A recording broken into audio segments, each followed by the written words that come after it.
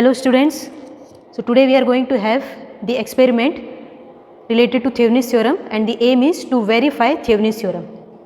So first we will see what are the different apparatus we are going to use. So first apparatus is DC power supply, this is the source for this experiment, and next is voltmeter. So here we are using digital multimeter for voltmeter and ammeter. Okay, so this is one multimeter and this is the second multimeter. Next is trainer's kit. So this is the kit on which we will work, and patch cords. So some patch cords we have with us for the connection. So first we will see what is the circuit diagram arrangement here. So this is the circuit diagram on which we will work. So here the supply is connected at this side, then R1, R2, R3 in the first loop, R4 and RL is connected in the second loop, right. So in the similar manner we are having the circuit here. You can see this is the supply, this is R1, R2, R3, R4 and RL. This is the load resistor across which we have to do the operation. So here the value of R1 is 100 ohms, R2 is 470 ohms, R3 is 100 ohms, R4 560 ohms and load resistor is 1 kilo ohms. So according to the circuit diagram we are going to operate in this kit. So first I am connecting the supply at the given. So this is the supply we are going to connect here, okay, and after that the dashed line shown that there is not connected inside this kit, there is no connection, okay. So we need to connect these ports also. So I am just keeping this port at this side, okay. After that there is again dashed connection, that means we have to connect it physically. So I am using this patch cord for making a connection across this. So we can see that supply is connected with R1, okay, R2 and R3. So first loop is connected, and now R4 is here, and at R4 side we need to take the load current. So for that I am connecting this multimeter for measuring the current at this side in series with the R4, okay. This is my load resistor connected, and here again there is a disconnection. So for that again we are connecting this with a patch cord. So this is the complete circuit diagram with supply R1, R2, R3, R4, then ammeter, RL and the completion of the circuit, right.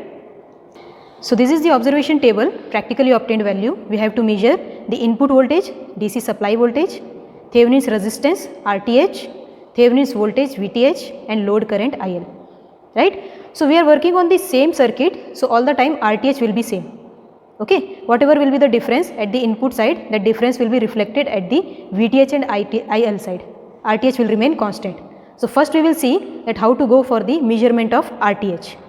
So here in the kit we have to measure the RTH, that means the condition when load resistance is disconnected. So we are going to disconnect it, load resistance is disconnected here, okay. And we have to measure the RTH across terminal A and B by replacing the sources. So I am just disconnecting the voltage source also from here.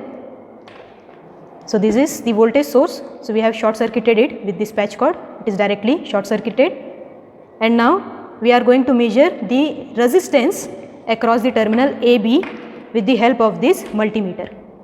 So this multimeter is kept in the resistance mode, okay. These are the probes. So let's check that what is the resistance coming here. So connecting the probes at terminal A and B. So this terminal A and terminal B. So the value is coming as, so the resistance value is coming as 0.707 kilo ohms. So this is the value of RTH for all the cases. So we are at the operation side. So here the supply is connected, the complete circuit diagram is connected. Now we have to measure the different thing, that is the supply voltage V1, RTH we have already measured, VTH and load current, right. So we will have different values for supply voltage and then we will have different values for VTH and IL. So here first the value of V1 is 5.8 volts. So that reading will be mentioned here, that is 5.8 volts, okay. And then we will check that at this supply voltage what is the load current. So load current is coming as 2.55 milliamperes. So that value we will mention here, that is 2.55 milliamperes, And what is the VTH? So for VTH we need to disconnect the load resistor. So here it is disconnected and the multimeter is connected here for calculation of VTH. So the value of VTH is coming as 4.24 volts. So that is 4.24 volts. Right. So this is the completion of first reading. In the similar way, we need to vary the voltage from here, the supply voltage. According to that, we will have the variation in VTH and load current. Okay. So this is the complete table. We have varied the supply voltage 5.8 to 7.9. According to that, we got the VTH and load current. Similarly, when supply voltage is varied up to 9.4 volt, so the VTH is coming as 6.69 and load current is 4.05. So this is the practically obtained values. We have to verify with the supply voltage and RTH taking here for theoretical calculation and just check what is the VTH and IL coming for that. Now you can verify what is the difference or what is the similarity in these two values. So that is the complete explanation of this experiment. Thank you.